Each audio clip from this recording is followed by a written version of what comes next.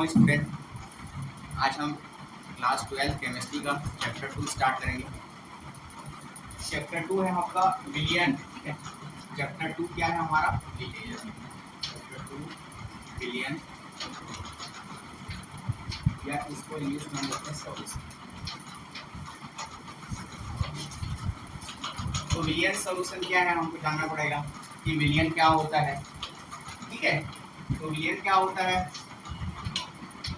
विलियन का मतलब क्या है कि लिक्विड फॉर्म में भी हो सकता है, हाँ, गैस फॉर्म में भी हो सकता है और ठोस अवस्था में भी हो सकता है। ठीक है, तो विलियन का हम डेफिनेशन लिखते हैं, दो या दो से अधिक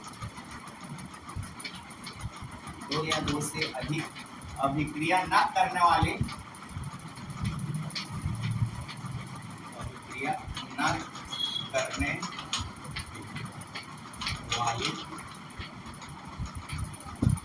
पदार्थों का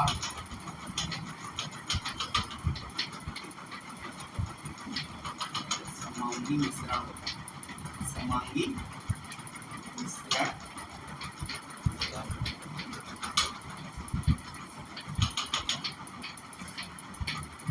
मैंने अभी डेफिनेशन क्या लिखा? विलियन क्या होता है? दो या दो से अधिक अभिक्रिया न करने वाला, है ना, पदार्थों का एक समांगी मिश्रण को हम क्या बोलेंगे? विलियन। जैसे देखो, हमको पता है हाइड्रोजन और जो ऑक्सीजन है वो दोनों मिलकर क्या बना लेते हैं? इसको पानी बना लेते हैं। तो इसको हम क्या बोलते हैं? एक रासायनिक अभिक्रिया है ये। तो हमको क्या लेना है? जो रासायनिक अभिक्रिया ना करें ऐसे पदार्थों को क्या बोलते हैं? विलियन। ठीक है, जैसे हम लोग क्या बनाते हैं? शरबत बनाते हैं। जैसे हम क्या करते हैं? शरबत बनाते हैं ना। तो शरबत बनाते हो तो जैसे ऊपर के जो है ना, एक गिलास पानी में आप शरबत बना रहे हो, जैसे ऊपर का पानी पी रहे हो तो उसका टेस्ट अलग होता है क्या? और बीच वाले का टेस्ट अलग होता है क्या? या नीचे वाले का टेस्ट अलग होता है क्या? एक ही होता है ना। तो यदि वो उसका जो मिश्रण किस टाइप का हो? समांगी मतलब समान टाइप। तो ऐसे पदार्थों का मिश्रण क्या कहलाता है? विलियन। समझ में आया? किसी कोई दिक्कत? विलियन किसे कहते हैं? ठीक है, रासायनिक अभिक्रिया नहीं होना चाहिए, यहाँ पे डेफिनेशन समझ में आना चाहिए। अभिक्रिया न करने वाला, उनका रासायनिक अभिक्रिया नहीं होना चाहिए, उनका जो मिश्रण क्या होना चाहिए? समान होना चाहिए। तो ऐसे पदार्थों का मिश्रण है ना, मिश्रण को हम क्या बोलेंगे? विलियन। तो विलियन के प्रकार, तो उदाहरण समझ में आ गया। जैसे हम है ना शरबत बनाते हैं नींबू, तो उसका सभी जगह टेस्ट क्या होता है? समान। तो विलियन के प्रकार दो प्रकार के होते हैं। पहला द्विअंगी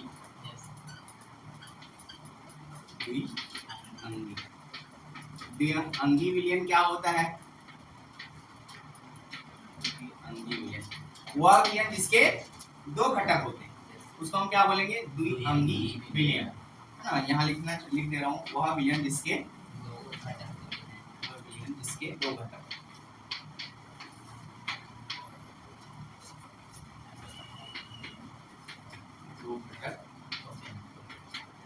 दो घटक होते हैं मतलब, अब जैसे देखो, नमक और हम पानी का क्या करते हैं? मिश्रण करते हैं ना। तो दो घटक हुआ कि नहीं हुआ? एक नमक ले लिए, नमक मतलब NaCl, यहाँ पे लिख दे रहा हूँ। उदाहरण हमारा क्या क्या हो सकता है? देखिए, नमक लिए, NaCl, और क्या किए? पानी, जल का मिश्रण को हम क्या बोलेंगे? द्विअंगी विलियन। क्योंकि इसमें दो ही घटक हैं, पहला नमक है और दूसरा जल। ये द्विअंगी विलियन हो गया। और दूसरा प्रकार होता है उसका त्रिअंगी विलियन। त्रिअंगी मतलब नाम से स्पष्ट है, इसका क्या होगा? वह विलियन जिसके तीन घटक होंगे। ठीक है, उसको हम क्या बोलेंगे? तो ये डेफिनेशन लिख लोगे, लिखना पड़ेगा। ठीक है, वह विलियन जिसके तीन घटक होते हैं। उदाहरण में मतलब और नींबू का रस शक्कर, पानी, नींबू का रस, तीन हुआ ना घटक। तो ऐसे विलियन को हम क्या बोलेंगे? त्रिअंगी विलियन कहेंगे। और समान, उसमें क्या रहना चाहिए? समान अंग मिश्रण, मतलब पदार्थों का समान अनुपात में मिश्रण होना चाहिए। ठीक है, टेस्ट अलग अलग नहीं आना चाहिए, जैसे अभी बताया। तो ये त्रिअंगी विलियन हो गया। तो हमको इस चैप्टर में ये पढ़ना है, बस इसके प्रकारों को पढ़ना है। फिर से द्विअंगी विलयन के प्रकार, है ना। द्विअंगी विलयन के बारे में हमको नहीं पढ़ना है, हमको इसमें ये पढ़ना है कि जिसमें दो घटक होते हैं तो कैसे कैसे अभिक्रिया करते हैं, कैसे विलयन बनाते हैं, इसको हमको देखना। तो आगे हम देख लेते हैं द्विअंगी विलयन के घटक। थ्योरी टाइप का ही चलेगा अभी।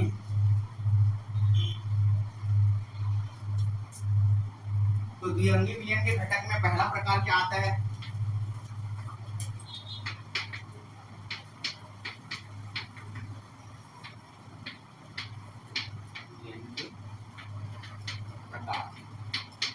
उसमें पहले आता है विलेय। ये पढ़े होंगे है ना, 9th 10th में से ही पढ़े होंगे।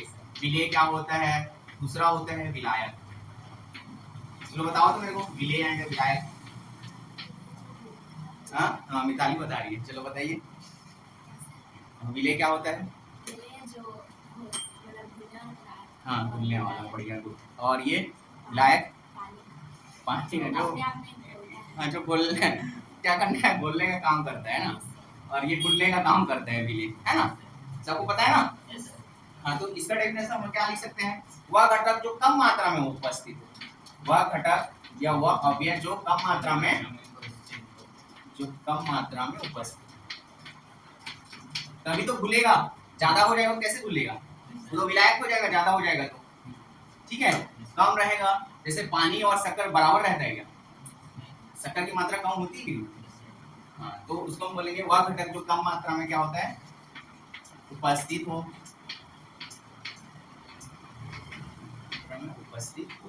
और विलायक क्या होगा? जो अधिक मात्रा में, वह घटक जो अधिक मात्रा में उपस्थित, अधिक मात्रा में उपस्थित।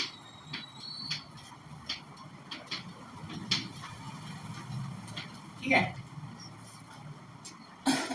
तो हम डायरेक्ट बोल सकते हैं जो विलयन जो होता है हमारा, है ना, विलयन जो बनता है वो विलेय और, है ना, विलेय प्लस विलायक दोनों मिलके क्या बनाते हैं?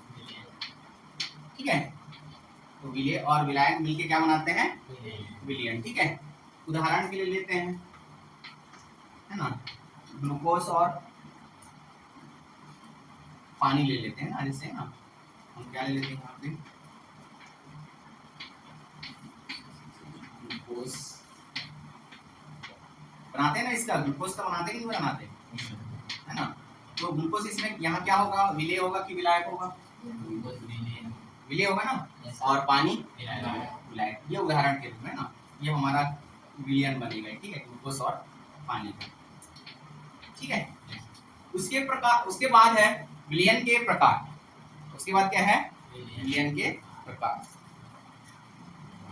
वो पढ़ लेना है, मतलब द्रव प्रकार, ठोस प्रकार और गैस प्रकार दिया गया है उसका, वो आप लोग पढ़ोगे, उसको नहीं बताऊंगा। ठीक है, विलयनों के प्रकार, गैसीय विलयन, है ना, विलयन, द्रव विलयन, ठोस विलयन, ये पढ़ लेके आना है। यहाँ से समझ में आया? ये थ्योरी है, कुछ नहीं है, ये पूछेगा भी नहीं। हाँ बोल सकता है विलायक किसे कहते हैं, है ना, विलेय किसे कहते हैं, तो आपको आना चाहिए, 1 मार्क्स का, है ना। अब उसके बाद एक हेडिंग आपको दे रहा हूँ, है ना, विलयनों के प्रकार, मतलब गैसीय विलयन, है ना, द्रव विलयन, ये उड़ रहेंगे आपके सेट, मैं हेडिंग बस लिख दे रहा हूँ, आप इसको करके आना, है ना। विलयनों के प्रकार में क्या करना है आपको?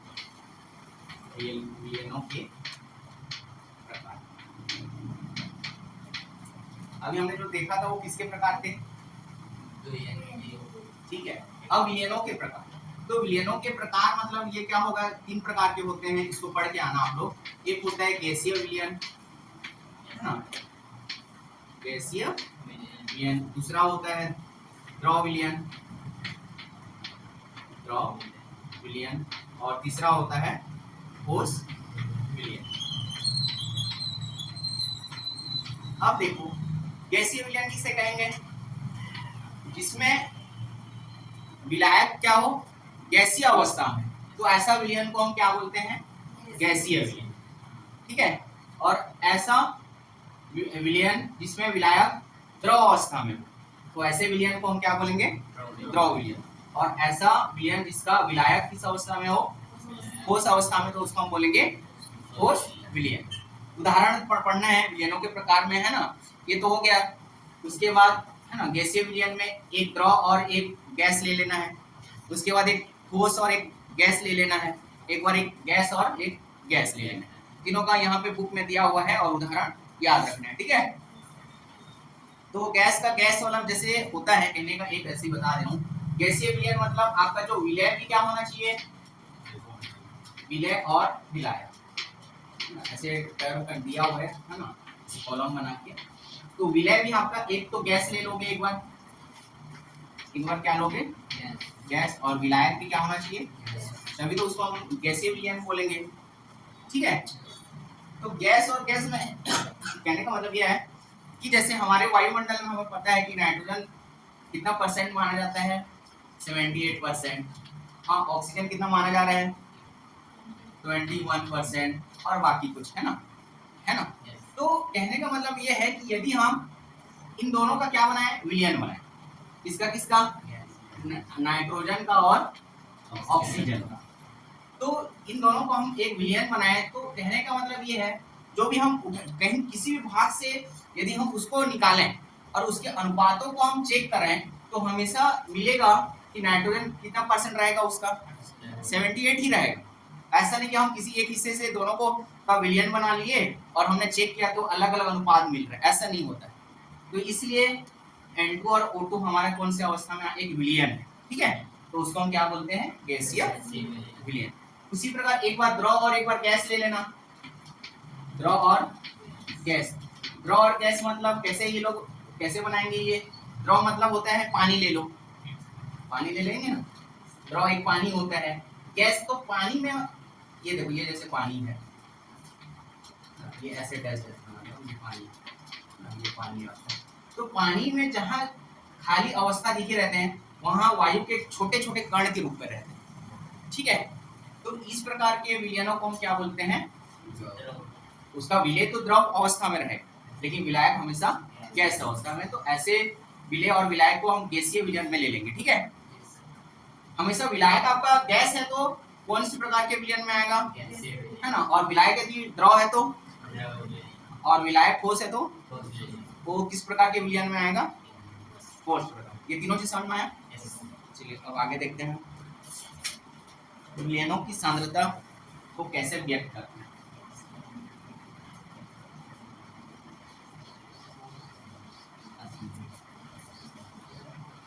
देखो ये थ्योरी है, पढ़ना स्टार्ट कर दीजिए आप लोग, 12th क्लास है ना, ऐसा नहीं कि हम लोग पढ़ते जाएं, आप लोग कुछ पढ़ोगे नहीं, बाद में करेंगे, स्कूल स्टार्ट हुआ करके तो ऐसे ही धीरे धीरे पीछे होते जाओगे। तो अगला क्या है, विलयन की सांद्रता को व्यक्त करना, अगला हेडिंग हमारा क्या है, सांद्रता को व्यक्त करना। इसका मतलब क्या है, सांद्रता मतलब क्या होता है, किसी को पता है सांद्रता, मुझसे बोला थोड़ा, गाढ़ापन सांद्रता होता है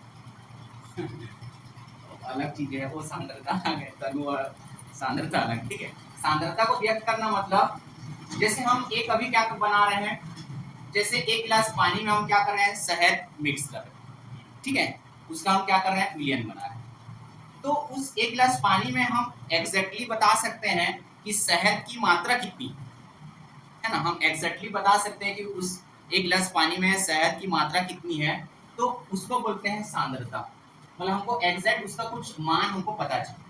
तो इस प्रकार के विलयनों की सांद्रता को व्यक्त करने के लिए कुछ कुछ हमको प्रकार दिया गया है, जैसे द्रव्यमान प्रतिशत के माध्यम से हम उसकी सांद्रता प्राप्त कर सकते हैं। एक आयतन दिया है, तो पहला है द्रव्यमान प्रतिशत। समझ में आया सांद्रता मतलब, नहीं आया, जैसे इनको नहीं आया, मतलब उसकी एक भौतिक राशि हमको पता चले।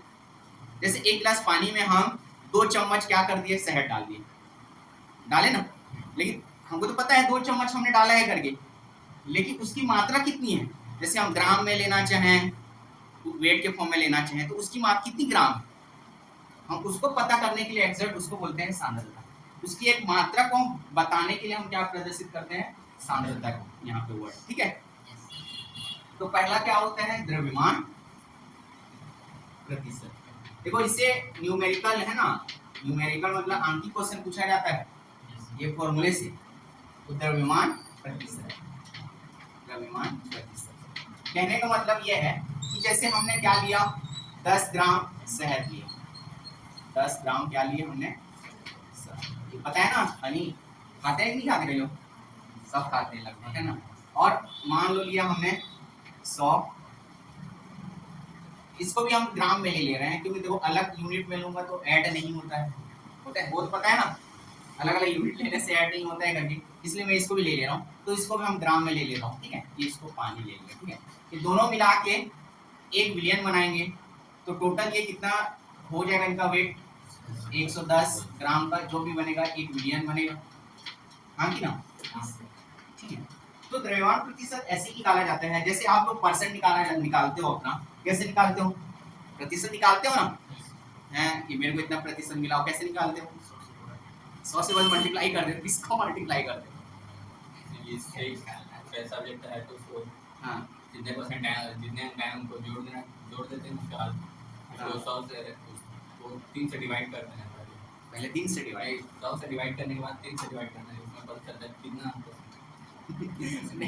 एग्जैक्टली क्या होता है, देखो पहले का मतलब मान लो टोटल आपका मार्क्स कितना है 500 है, तो आप ऐसा भी करते होगे, जैसे टोटल मार्क्स कितना है आपका, टोटल मार्क्स आपका है मान लो 500, है ना, 500, और आपको मिला कितना है मान लो मिला कितना है, चलो 300 मिला है ना। तो इसको कैसे करके परसेंट निकालते हो आप लोग, किसको माइनस करते हैं बताइए, 300 को किससे माइनस करते हो, 500 से, हाँ तो 500 माइनस 300 200 आया, फिर 5 को डिवाइड करोगे तो 40% आएगा, देखो ये 200 और 5 से डिवाइड करोगे 5 4 जा 20 और 5 0 40% आएगा, यही होता है एग्जैक्ट। परसेंट निकालना नहीं आ रहा है, 12th क्लास में हो आप लोग, मिताली, हाँ हाँ एक एक करके, हाँ कौन लास्ट वाले क्या बोले, किसको, हाँ कितना आएगा, हाँ ये एक रूल्स होता है कि जो भी हमको मिला रहता है, यदि हमारा जो टोटल मार्क्स है 500 है, तो हम 5 से इसको डिवाइड कर देते हैं डायरेक्ट, तो हमारा जो परसेंट है किस फॉर्म में आ जाता है, जो भी आता है वो एग्जैक्ट आता है 60%, ठीक है। लेकिन ऐसा प्रतिशत नहीं निकाला जाता, प्रतिशत निकालने का एक रूल्स होता है, मतलब जो टोटल मार्क्स होता है उसको नीचे में लिखा जाता है डिवाइडेड, ठीक है, जो मिला होता है उसको है ना ऊपर लिखा जाता है, इंटू 100% किया जाता है, इंटू किया जाता है 100%, ऐसा एग्जैक्ट निकाला जाता है, ठीक है। अब इसको काटोगे तो ये जीरो कटेगा, ये जीरो कटेगा, काटने आता है ना ऊपर नीचे, और इसको काट है ना 5 1 जा 5 2 जा 10 5 0 जा 0, अब इसको मल्टीप्लाई करोगे तो 3 × 20 कितना होता है, ये एग्जैक्ट होता है, ठीक है। परसेंट निकालने का फॉर्मूला ऐसे निकाला जाता है, ऐसे भी निकालोगे ठीक, लेकिन यहाँ पे ऐसा रहता तो कैसे करते, लास्ट वाला तो बोल दिया 5 से, ये रहता तो कैसे करते टोटल मार्क्स, इसलिए ये आपको आना जरूरी है, समझ में आया। ये तो आपका देखो एक 100 फॉर्म में रहता है तो वो इजीली होता है परसेंट निकालने का, लेकिन 100 फॉर्म में नहीं है, ये 550 है टोटल मार्क्स, तो आपको तो ये अप्लाई करना पड़ेगा, तो ये याद रखा कर, ठीक है, जिनको नहीं आता है। तो उसी प्रकार हमको क्या करना है, इसका भी हमको क्या करना है, द्रव्यमान प्रतिशत निकालना है। तो द्रव्यमान प्रतिशत निकालने के लिए एक हम फॉर्मूला लेते हैं,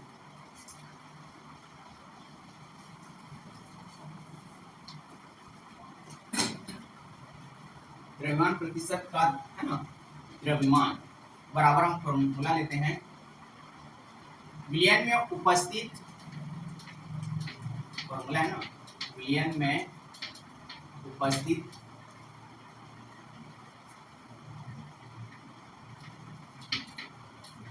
विलयन में उपस्थित अवयव की मात्रा, ये बिठा दे रहा हूँ,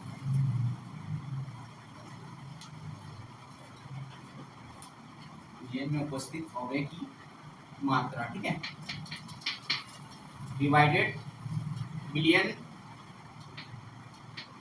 का कुल द्रव्यमान, विलयन का कुल द्रव्यमान इंटू 100, ये होता है, ठीक है। तो अभी हमने फॉर्मूला ये इसी को ही बना के देखते हैं, हमने क्या लिया था 10, तो हमने ग्राम शहद लिया था, 10 ग्राम शहद लिया था ना, और पानी कितना लिया था? 100 ग्राम। तो यहाँ पे देखो विलयन में उपस्थित अव्यय की घटक, अव्यय की घटक या इसको हम बोलेंगे विलय, है ना। विलयन में उपस्थित विलय की मात्रा को लिया जाता है यहाँ पे, ठीक है। अव्यय बोलो या उसको विलय बोलो। तो यहाँ पे विलय कौन है? तो कितना है, उसकी मात्रा कितनी है या उसका द्रव्यमान कितना है? 10, है ना। और विलयन का कुल द्रव्यमान कितना होगा? अभी बताया था 100 इंटू क्या लेना है? 100। अब कटेगा, काट दो, ये कटा ये कटा, और कुछ कटेगा? नहीं कटेगा। तो देखो 10 इंटू 10 कितना होता है? 100, और डिवाइडेड कितना है? 11। अब ऐसा नहीं आता है तो आप देखो ये तो कटेगा नहीं, तो इसको डिवाइड करना और दशमलव के 2 स्थान तक वैल्यू निकालना रहता है। जैसे 100 ऐसा तो भाग देना आता है ना, है ना। तो कितना टाइम जाएगा ये? 11 ले सकते हैं क्या? कितना टाइम लेंगे? 9 टाइम्स लेंगे। तो 11 9 में कितना होता है? 99। माइनस करेंगे तो 1 आएगा। अब ये छोटी संख्या हो गई, मतलब क्या करते हैं? पॉइंट लगाएंगे तो यहाँ पे एक 0 हो जाता है। लेकिन अब देखो फिर भी ये क्या है? छोटी है, तो फिर एक बार 0 का टेबल लेना पड़ेगा। तो यहाँ फिर अब 0, फिर ये कितना हो जाएगा? फिर से 9। हाँ, तो दशमलव के बाद 2 ही स्थान निकालना, ज्यादा निकालने की जरूरत नहीं, ठीक है। तो इसका कितना प्रतिशत आ जाएगा? 9.09%। ये उसका द्रव्यमान प्रतिशत निकालने की गणना है। समझ में आया? तो ये देखो एक न्यूमेरिकल क्वेश्चन इससे पूछा जाता है ना।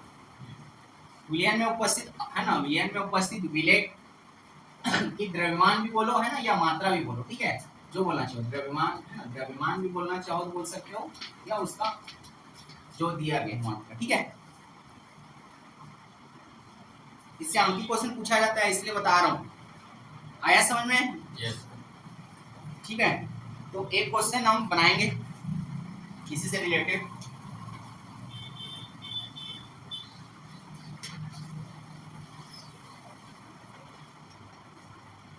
यदि 90 ग्राम, है ना, 90 ग्राम जल में 10 ग्राम सोडियम क्लोराइड घोला गया, है ना, 90 ग्राम जल में, क्या क्वेश्चन क्या बोल रहा है? 90 ग्राम जल में 90 ग्राम जल में 10 ग्राम सोडियम क्लोराइड गया, 10 ग्राम सोडियम क्लोराइड बोला गया है तो क्लोराइड बोला गया है, तो क्या निकालना है? विलयन की प्रतिशत सांद्रता ज्ञात कीजिए। विलयन की प्रतिशत सांद्रता, या वही है ना द्रव्यमान प्रतिशत। प्रतिशत सांद्रता बोलो या उसका द्रव्यमान प्रतिशत को ही प्रतिशतता कहते हैं, ठीक है। उसको W/W से डिनोट किया जाता है। तो वही है फॉर्मूला। अभी हमने देखो यहाँ पे आपको देखना है 90 ग्राम जल में 10 ग्राम सोडियम क्लोराइड क्या हो गया है? घोला गया है। तो हमको क्या करना है? उसकी प्रतिशत सांद्रता निकालना है ना। द्रव्यमान प्रतिशत या प्रतिशत सांद्रता वही है, ठीक है। तो प्रतिशत सांद्रता के लिए फॉर्मूला क्या लेते हैं? देखो, है ना, विलयन में उपस्थित विलय का द्रव्यमान, इसमें विलय के कौन सा है? सोडियम क्लोराइड, है ना, सोडियम, क्योंकि 90 ग्राम जल में 10 ग्राम सोडियम क्लोराइड को क्या किया गया है ना, मिलाया गया है। तो ये हमारा क्या हो जाएगा, है ना, विलयन में उपस्थित विलय का द्रव्यमान। ये समझ में आया? उसके बाद विलयन का कुल द्रव्यमान कितना हो जाएगा?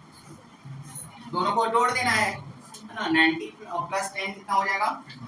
100, और किससे मल्टीप्लाई कर देते हैं? 100 से कट जाएगा ये। तो प्रतिशत सांद्रता कितना आ गया? इजी तो है, पढ़ना है लेकिन, ठीक है। सॉरी, समझ में आ रहा है? और एक क्वेश्चन और दिया गया है, 20 ग्राम कास्टिक सोडा 480 ग्राम जल में घोला गया, तो विलयन की प्रतिशत सांद्रता ज्ञात करना है। ये भी बन जाएगा। यस। ये होमवर्क है, बना है ना क्वेश्चन, इसको करके आना। क्वेश्चन क्या है? बुक सभी के पास है? क्वेश्चन को लिख लो। चलो